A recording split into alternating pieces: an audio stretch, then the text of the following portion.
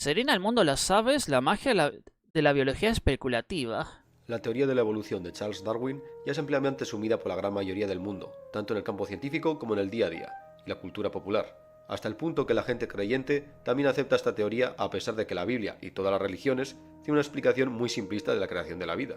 Pero a pesar de esto, no todos comprendemos completamente cómo funciona este proceso. Si le preguntas a un ciudadano promedio sobre esto, te pondrá ejemplos muy simplificados, y en muchas ocasiones directamente erróneos, como que los humanos provenimos del mono, o que una gallina es descendiente de un tiranosaurio. Todo esto es debido a cómo se enseña esta teoría en la educación obligatoria, si es que se enseña. En la mayoría de los libros de texto se presenta una línea recta con diferentes organismos, cambiando de forma, cuando en realidad el proceso de la evolución es como un árbol que se va ramificando en infinitas ramas. Algunas se marchitan rápido, otras prosperan, y se ramifican en todavía más ramas.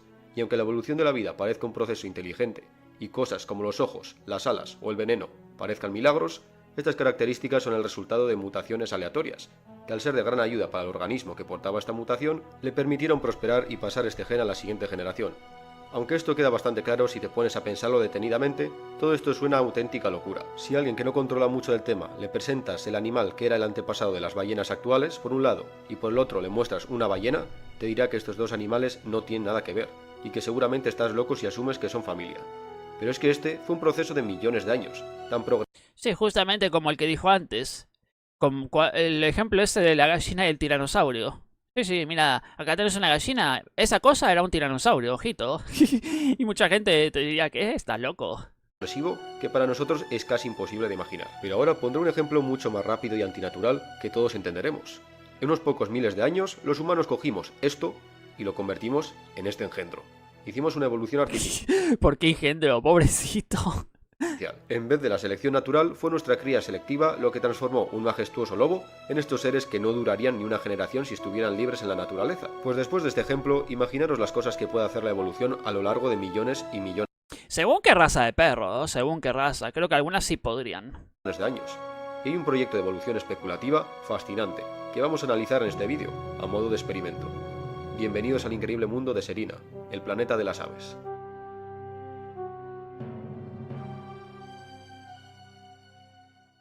Comencemos con explicar qué es la evolución o biología especulativa.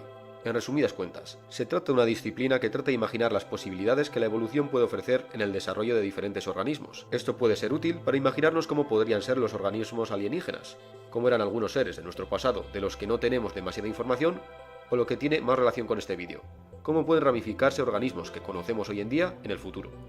Ejemplos de la evolución especulativa de este tipo podrían ser las obras Afterman o All Tomorrows, que derrochan imaginación y cogen a nuestra especie como referencia, y en que nos podríamos convertir en millones de años, bajo diferentes presiones evolutivas. Y también tengo que mencionar una serie documental de la BBC que me genera cierta nostalgia, Futuro Salvaje, aunque los efectos especiales han envejecido muy mal. Ahora centrémonos en el mundo de Serena, o mejor dicho, la luna de Serena. Según las primeras palabras del autor, se trata de un experimento evolutivo a gran escala, llevado a cabo por una entidad con unas capacidades mucho mayores de las que cualquier humano pueda comprender. El lugar elegido para realizar este experimento será una luna estéril, que orbita alrededor de un gigante gaseoso, y el organismo protagonista de esta historia no será otro que el humilde canario. Pero claro, no podemos soltar unos canarios en una luna alienígena por obvios motivos. Así que primero se debería crear un ecosistema perfecto para que los canarios prosperen. Para crear este hábitat ideal, aparte de los canarios, se introducirán otras especies terrestres, tanto vegetales como animales, entre las que se encuentran varios tipos de plantas de semillas, insectos, artrópodos y microorganismos con el objetivo de crear un ecosistema estable. Pero los canarios son los únicos vertebrados del planeta, con la excepción de estos pequeños peces, los guppies. Una vez la biosfera es creada, se sueltan los canarios, y que comience la magia de la evolución. Durante los primeros milenios no se verán cambios muy drásticos en la fisionomía de los canarios, aunque lo que en principio eran canarios comunes ya comienzan a diversificarse, cada grupo adaptándose a un nicho ecológico diferente. Por ejemplo, aquí podemos ver cómo pasados 10.000 años los picos de los canarios van mutando. Algunos se vuelven gruesos y robustos para comer semillas, otros más afilados para cazar insectos y otros curvos para romper huevos. Esto tiene muchas similitudes con un grupo de pájaros que sufrieron un destino evolutivo parecido aquí en la Tierra, los pinzones de las Galápagos, también llamados pinzones de Darwin. Esta variedad de pajarillos son los descendientes de una única especie de pinzón que acabó en las islas del Pacífico y se diversificó dependiendo de los recursos de la isla. Pero algo curioso de estos comienzos de Serena es que los que parece que se están convirtiendo en dueños y señores del mundo son los insectos, más concretamente las hormigas. Ciertas especies de hormigas han evolucionado en Serena para ser básicamente una copia de las hormigas guerreras de nuestro mundo, que forman una llamada marabunta arrasando cualquier pequeño animal que se encuentre en el suelo del bosque. Según la información de Serena, estas nuevas hormigas han desbalanceado el ecosistema de Serena, extinguiendo varias especies como los caracoles africanos gigantes, indefensos contra este ejército insalvable. Pero como siempre, dado el debido tiempo, la naturaleza se encarga de balancear un ecosistema roto, con nuevas especies capaces de hacer frente a estas hormigas, y canarios especializados en alimentarse en este recurso casi infinito de proteínas. Que los insectos se hayan hecho con la Luna tan rápido tiene bastante lógica, ya que los insectos y artrópodos, en cierto sentido, son los organismos dominantes de nuestro planeta hoy en día. Forman la gran mayoría de la biomasa animal del planeta, con alrededor de 40.000 especies. Además de esto, los insectos son muy adaptables, y sus capacidades evolutivas son mucho mayores que las de otros animales. ¿A qué me refiero con esto? Pues que, como he dicho antes, la evolución se lleva a cabo mediante mutaciones genéticas aleatorias. Y claro, no es lo mismo, por ejemplo, el número de humanos que nacen cada 100 años que los insectos que nacen cada 100 años. Lo que para nosotros son solo 5 generaciones, para los insectos pueden ser miles. Y claro, Y sí, por ejemplo, hay muchos bichos. El otro día estaba viendo justamente un video de las moscas, bastante asqueroso por cierto. Y las moscas se supone que viven 24 horas. Y yo decía, ¿en serio? ¿Tan poquito?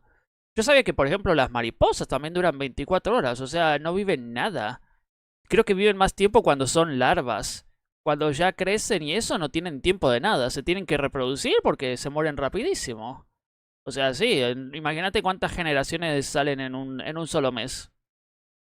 claro, debido a ello, es mucho más común que se den mutaciones que impulsan la evolución de los insectos. Pero aparte de los seres vivos de Serena, la Luna en sí también está viva geológicamente, y los movimientos tectónicos van cambiando la situación de los continentes y el relieve de estos, que a su vez cambian el clima y las condiciones de los ecosistemas del mundo. Por ejemplo, tras 50 millones de años, las masas continentales ya se han movido de tal manera que el clima de la Luna se ha enfriado y se ha vuelto más árido, con la aparición de grandes praderas. Y es aquí cuando ya podemos observar algunos cambios más drásticos en nuestro ecosistema. Los girasoles han evolucionado en los llamados árboles girasol, y los canarios ya comienzan a adoptar otras formas más similares a otros animales que conocemos. Algunos se han convertido en depredadores, como los falconarios, que se parecen a aves de presa de nuestro mundo. Otros se han vuelto grandes aves herbívoras terrestres, similares a los avestruces, como los argus, y claro, si hay un herbívoro hay un carnívoro. Los skykes, aves cazadoras terrestres con grandes picos curvados que comparten muchas características con las aves del terror prehistóricas de nuestro mundo. También tenemos una pequeña variedad de canarios que construyen galerías bajo tierra cual topos. Todas estas formas, tan similares a otros animales de nuestro mundo, es el resultado de la evolución convergente, cuando animales que no tienen nada que ver llegan a una conclusión evolutiva parecida, debido al medio en el que habitan. Por ejemplo, el vuelo ha aparecido varias veces independientemente en diferentes linajes animales. Los insectos, los reptiles y los mamíferos, y por supuesto las aves, llegaron a este medio aéreo en diferentes épocas, ya que la capacidad de volar en lo que a adaptabilidad del medio se refiere es probablemente una de las habilidades más útiles para cualquier ser vivo. Algunas especies de estas aves alienígenas abandonan la muy útil, pero también muy costosa energéticamente hablando, habilidad de volar. Las aves terrestres se diversifican en todo tipo de formas y tamaños, para ocupar todo tipo de nichos ecológicos. Muchas de estas aves adquieren formas similares a animales terrestres que conocemos, pero otras se comienzan a parecer más a animales prehistóricos, tanto en su forma como en su tamaño, con los cuellos largos estilo saurópodo de los Ser Striders o los grandes picos cerrados como mandíbulas de terópodos Me parece que sé por dónde va esto. Como que están involucionando.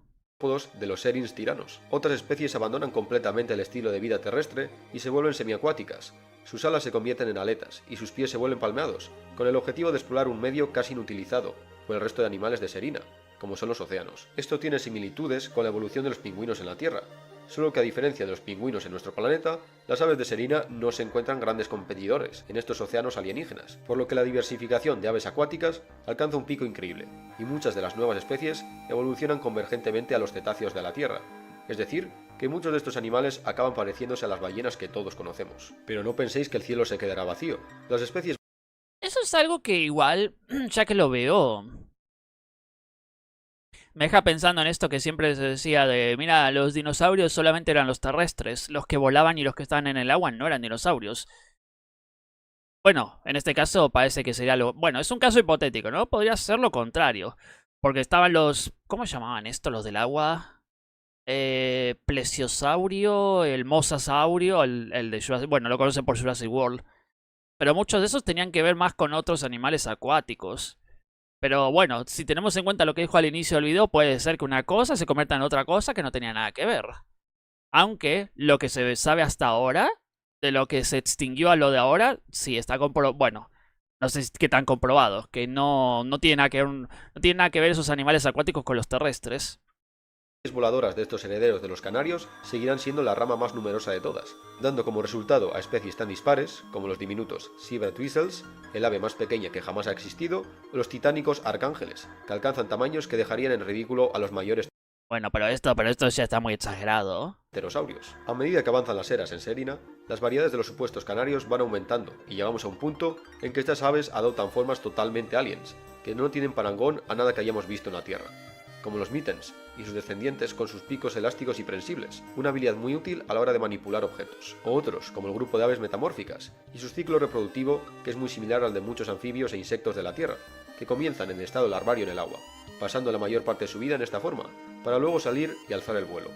Pero en algunas especies, debido a que esta forma adulta carece de boca para alimentarse, los adultos solo viven unos pocos días, y utilizan este preciado tiempo para buscar pareja y repetir el ciclo. Pero dejando de lado todos los descendientes de los canarios, después de una gran extinción masiva en Serina, los canarios dejan de ser la familia de especies dominantes y son sustituidos por otra variedad de animales muy extraños. Esto, señoras y señores, os presento a los trivits, los descendientes de los gopis, que se introdujeron en Serina junto a los primeros canarios hace cientos de millones de años.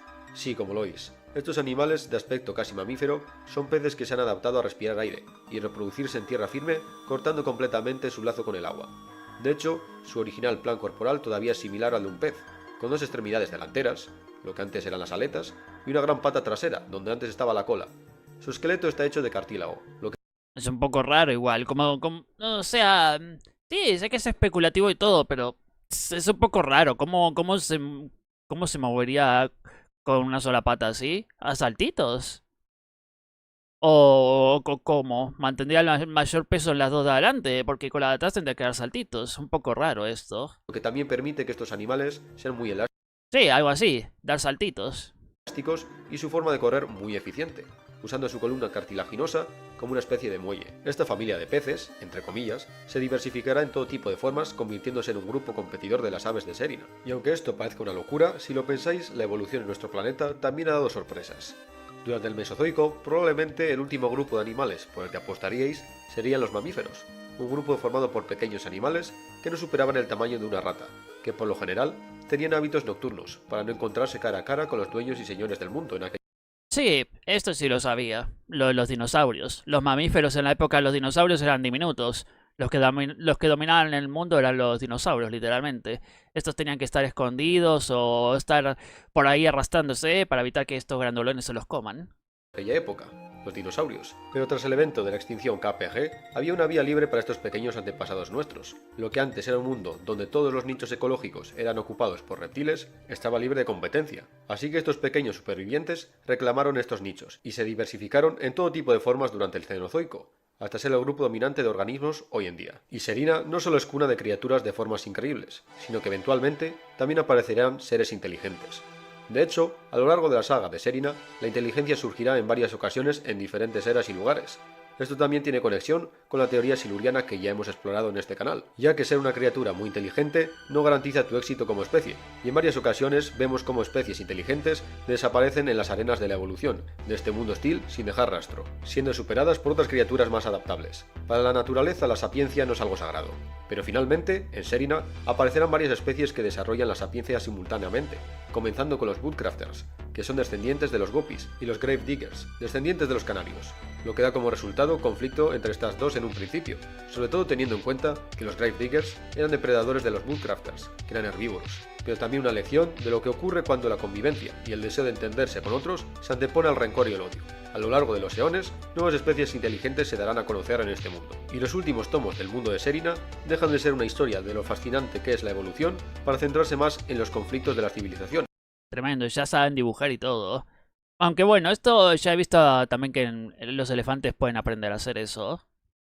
las sociedades y sus creencias. Pero este proyecto de Serena, como todo, es una carta de amor a la biología especulativa, al world building y, por qué no decirlo, a la vida. Si os gusta la biología especulativa, os recomiendo encarecidamente que le echéis un vistazo al proyecto de Serena, ya que ni siquiera he arañado la superficie de todo el contenido. Os dejo el link en la descripción. Y eso ha sido todo. Ya sabéis lo que hacer. Si os ha gustado y queréis apoyar al canal, dad like, compartid y suscribíos. Y ya nos vemos en el siguiente vídeo, mi gente. ¡Chao! No sé si también hay videojuegos que hablen de eso, porque me da la impresión de que hay videojuegos así que toman temática extraterrestre y hablan de esas cosas. Igualmente, mira, la evolución y eso, sí, sé que es especulativo y todo, pero qué sé yo, le buscaría un poquito la lógica, porque acá hay algunos animales un poco raros, que tienen como 3 manos o varias manos o cosas raras y no sé, mucha lógica no le veo a ese tipo de evolución, pero quién sabe. Hay cada cosa rara en el mundo que no hemos visto.